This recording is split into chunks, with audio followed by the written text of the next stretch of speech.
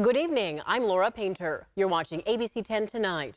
The man accused of killing a woman and hurting a baby and another woman had an outburst in court. ABC 10 was there. Plus, frustration over sideshows. We hear from local leaders desperate to make them stop just days after two of them turned deadly. And ABC 10's Brandon Ritterman explains what's on the November ballot beyond the presidential race. ABC 10 Tonight starts now. Sim Jackson was in San Joaquin County Court today. He's a man accused of killing a woman, injuring another, and a baby. It all led to a standoff where he allegedly opened fire at officers. ABC 10's Devin Truby was in court today when Jackson had an outburst. Devin, tell us what happened. Sim Jackson said several times in open court that he is guilty, despite the judge and his public defender telling him to stop. Take a listen. A triple shooting turned hostage situation Saturday in Stockton at Blue Ridge Heights apartment has this man, 39-year-old Sim Jackson, appearing in court Tuesday, making a shocking statement after hearing his rights and saying he understood the charges. What do you want to do with your case? Guilty. You could get life in prison. You want to talk to a lawyer? I'm not going to accept a guilty plea today in a rainbow. Yeah, I talked to a lawyer. I'm definitely guilty. Don't say any more that might affect your defense.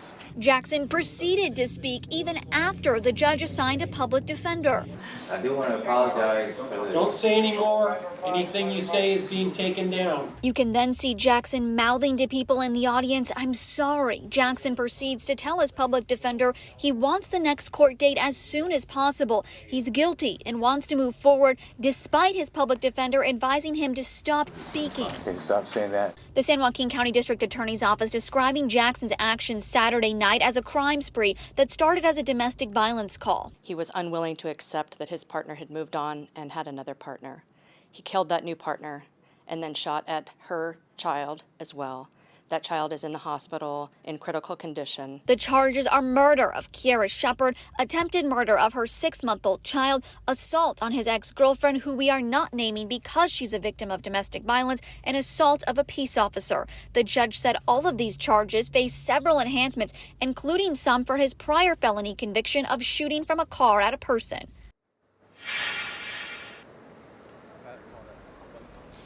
This case has so much attention that 5 members of the Stockton Police Department were also there in court today. Now, we asked the District Attorney's Office if they had a response to Jackson saying that he was guilty. They said they did not wish to comment. Jackson will be back right here in court on October 7th. Reporting live in Stockton, Devin Truby, ABC 10. Unforgettable day in court indeed. Devin, we thank you for that live update. Well, 2 sideshows sparked deadly shootings over the weekend in Sacramento. Now community leaders and neighbors are looking for ways to crack down on street takeovers. It comes just as Governor Gavin Newsom signed new laws that could help tackle the problem. ABC 10's Alicia Machado has more on the calls for action. Tire marks and debris paint a picture of the chaos that unfolded in Sacramento this weekend. The sideshow heard 20 gunshots and someone was shot. One person killed in a shooting early Sunday morning on Seamus Drive in South Natomas. An hour later, 2 men shot on Kelton Way and Main Avenue in North Sacramento. One of them died. The shootings are being viewed as separate incidents, but there's a common theme: sideshows. Neighbors in Natomas say they happen too often and leave behind destruction. Hundreds of cars come, they block the street, they've crashed. When they lose control, that wall gets hit on a regular basis, and their families live there. This is a neighborhood. Neighbors feel powerless. The Seamus Drive shooting happened in the district represented by Sacramento Mayor Pro Tem Karina Talamantes. I fear for the safety of my community. Talamantes hopes a series of bills signed into law by Governor Newsom Monday will help crack down on sideshows. Now that we have more tools in our tool bucket, it's time for us to implement and do more enforcement. The governor's office says the 4 bills are aimed at imposing stricter penalties, increasing accountability, and helping law enforcement. Assemblymember Carlos Villapudua from Stockton authored one of the bills, but says he's frustrated about his bill being heavily amended in the Public Safety Committee. The sad part is that a lot of these bills are just not really going to do much. We wanted more. We wanted, folks to be accountable. We wanted fines. But for anything to get through public safety, they're going to slice it and dice it. I mean, so we have to take what we can get. He says these bills open the door for discussion. Villapudoa wants more to be done, encouraging local leaders to take action. The community is crying to them, but the law enforcement's telling them, hey, there's no law yet on this. Until there's a law, then we'll do what we're supposed to do. Sacramento Mayor Pro Tem Talamantes and neighbors suggest more prevention measures in addition to enforcement, like speed bumps or roadway projects. Talamantes hopes launching a second traffic team in Sacramento will help. Tonight in California's homeowners insurance crisis, to the point, sat down for a one-on-one interview with Insurance Commissioner Ricardo Lara to ask what he's doing to solve this problem. In recent years, hundreds of thousands of homeowners across the state have seen their insurance get much more expensive or canceled altogether. ABC 10's Becca Hobbecker shows us what the commissioner promises to do by the end of this year. In the last few years, most of California's major homeowners insurance companies have paused or limited business in the state, citing the rising risk of wildfire, the cost of rebuilding homes, and what they consider burdensome state regulations. In California, insurance companies are required to get approval from the state before raising rates. Companies say it often takes the state more than a year to approve a rate hike, which in recent years hasn't allowed them to keep up with inflation and rising risks. California is at an insurance crossroad. In response, 1 year ago, California Insurance Commissioner Ricardo Lara announced his sustainable insurance strategy, the biggest overhaul to the state's insurance policy in more than 30 years. Lara promises everything will be in effect by the end of 2024, though it will take a while for those changes to stabilize the market. With the reforms that we're proposing, I'm very confident that we're going to see some real change coming mid-2025. We're going to see that California is back open for business. We're going to see insurers coming back to California. Lara's plan aims to achieve that by giving insurance companies several things they've wanted for years: a faster rate approval process, forward-looking catastrophe modeling, allowing insurers to factor in current and near-future climate models when judging wildfire risk and requesting rate hikes, fair plan reform, modernizing the state's bare-bones, high-cost insurer of last resort, which has become many Californians' only resort as companies pull out of the regular market, and the ability to factor reinsurance, basically insurance for insurers, into rate hike requests. California is the only state that doesn't allow for some sort of pass-through in the rates to cover a part of the reinsurance. Details about Lara's plan for reinsurance are due out later this fall. The language of all other proposed reforms have already been published. Consumer watchdog. Critics argue Lara is giving insurance companies too much power and that prices will go up for consumers. After 2 years of talk, we've given the insurance companies what they want: the right to raise rates based on secret algorithms and the right to raise rates based on reinsurance coming next, with no guarantee that people are going to be covered. What I'm doing is playing catch up for years of other insurance commissioners not having the courage to make these reforms that should have been done a long time ago. Again, Lara promises these reforms will be in place by the end of this year. And Becca joining me now. Actually, the To The Point team, we got to attend a homeowners insurance event panel today. It was held by the Sacramento Press Club. We got to hear from a lot of great, panelists, a lot of good information. But what would you say were some of the key things that you took away from this afternoon? Well, Alex, I really valued being able to hear from an advocate representing the insurance industry, a lobbyist there, also a consumer advocate with United Policyholders. The insurance industry representative with the American Property Casualty Insurance Association told us of all the reforms Lara has promised, expedited rate approvals are the most important to insurance companies. And meanwhile, the consumer advocate with United Policyholders worries the forward-looking catastrophe modeling will lead to insurers overestimating risk and therefore overpricing their policies. Now, as to whether and when these changes will actually begin to stabilize California's insurance market is certainly something we will be closely watching in 2025. And look, we know that there is a lot to unpack here, which is why we are devoting an entire show to California's homeowners insurance crisis. We're looking at how we got here, who's it affecting, and what solutions are in the works on the state and the federal level. So that will be coming up on Thursday, October 10th at 6:30 p.m. right here on To The Point. As always, Becca, thank you so much. to this. Some families in Sacramento County will soon get more than $700 a month. And here's the deal. It's called the Family First Economic Support Pilot. ABC 10's Roxanne Elias is live in the studio to explain. Chris, families who are struggling to pay their rent, keep up with bills, and buy groceries say the program would be a huge help, especially since there are no restrictions on how families can spend that money. Making a certain amount of money, and it's kind of hard to make ends meet. Barbara Mitchell says paying bills in 2024 is almost unaffordable. The retired grandmother lives with her daughter and grandson in South Sacramento. She says the hardest part is trying to figure out which bill to skip in order to buy food. Like if you're diabetic and you know you're supposed to eat your meals every day and you can't do it, take your medicine because you get so much income, but then again they charge you so much for your medicine, but you can't afford it. Mitchell lives in one of the zip codes where Sacramento County is offering the Family First Economic Support Pilot. The first of its kind program gives qualifying families guaranteed payments of $725 a month for a year. It's primarily funded through the state block grant funding provided to Sacramento County's Department of Child, Family, and Adult Services. People who want to apply must meet all of the following requirements.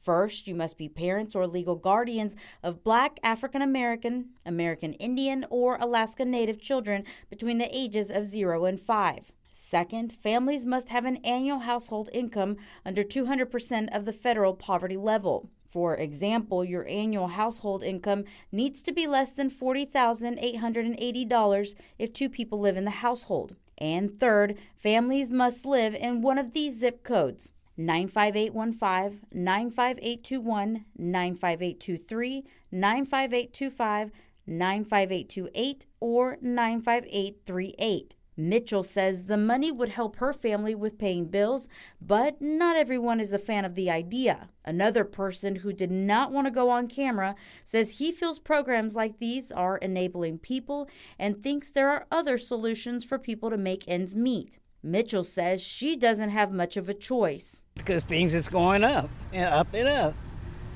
But the money situation is not going up. Applications open on September 30th, and 200 people will be randomly selected from those who apply and meet eligibility requirements. An informational meeting on the pilot is tonight at 6:30 at the Roberts Family Development Center, or you can find the details on our website, abc10.com. Turning to weather now, California is deploying firefighters to help FEMA's incident support team in Florida ahead of the arrival of Tropical Storm Helen. Team members come from Sacramento, Oakland, Orange County, Riverside, and San Diego.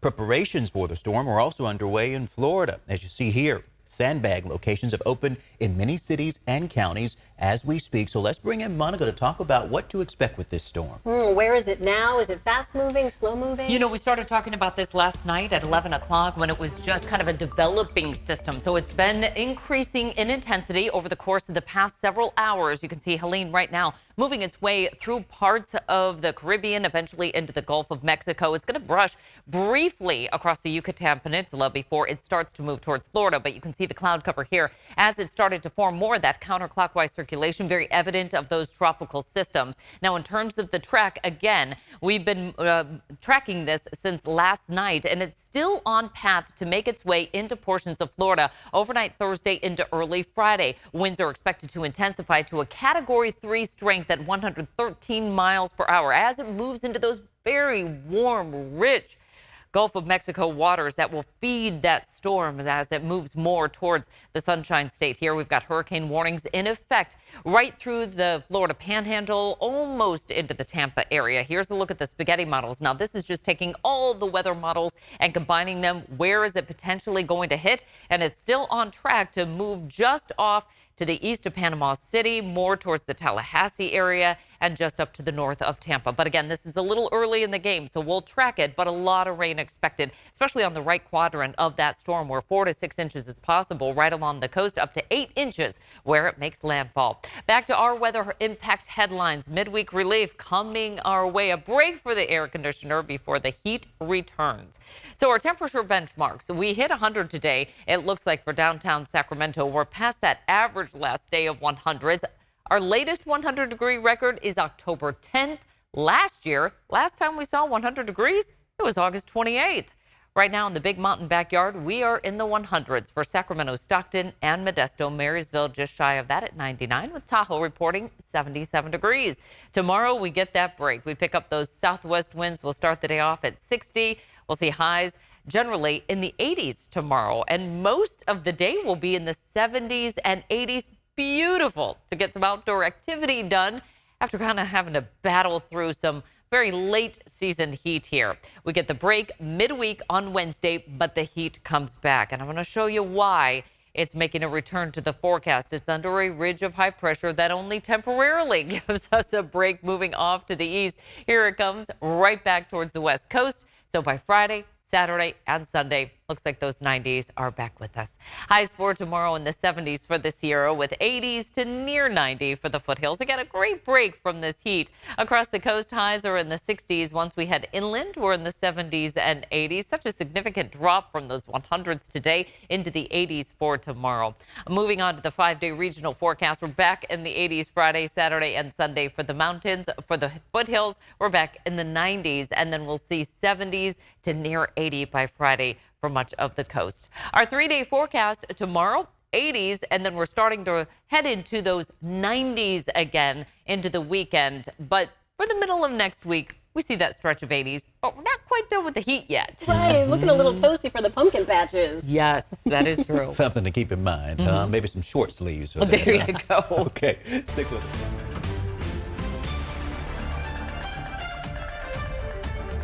Ballots are coming to your mailbox soon. Local and state elections can be overshadowed by the race for the White House. But the November election comes with a lot of big decisions right here in California as well.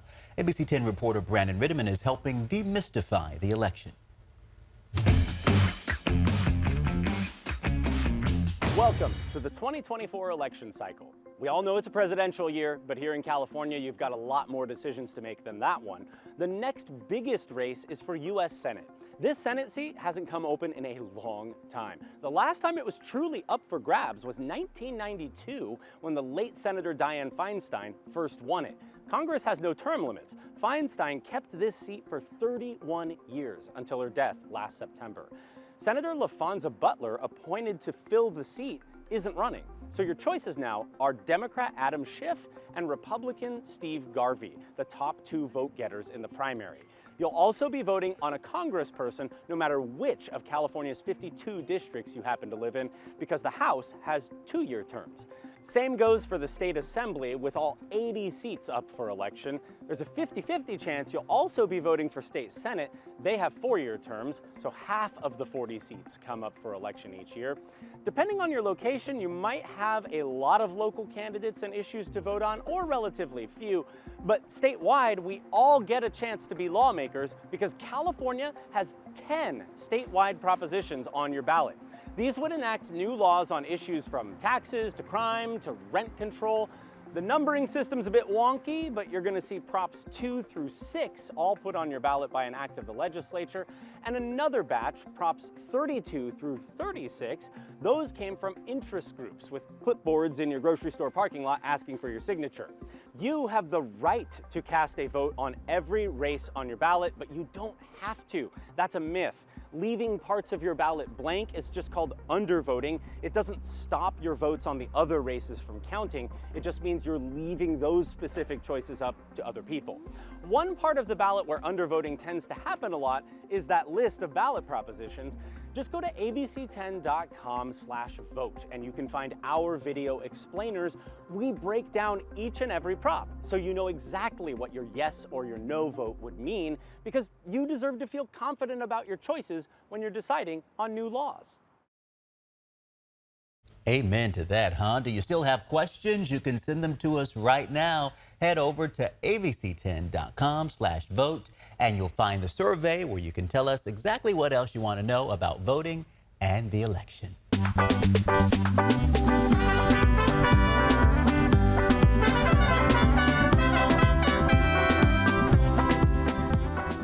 My name is Luis Kismishin. I am currently an up-and-coming CEO and founder of Mission, also known as Mission Strategies. I know the last name is kind of rare and odd, and you wouldn't think Hispanic, but it actually was passed down by generations. Parents are originally from Guatemalteco and Chile. I was born and raised in San Francisco. Grew up in the East Bay, in the Concord area. I come from a very large family. Never really knew how to stand out. I was actually 12 years old when I first found my passion of entrepreneurship. I started my own car wash business. I invested in a bucket, soap, and a sponge. That changed into a dream. During my research at my first master's degree, I did my research on Latino studies, and I noticed that we actually have been approached in education as we are a second language, so we're met as a deficit. I let people define what a Hispanic culture and what my legacy should be, and I started to take that identity back to myself and say, let's see what I can build. I got a blank canvas as well. I'm very proud to be a Latino. I'm very, very proud to be a part of a Hispanic culture, and I embrace this month with open arms and see what it takes us from here.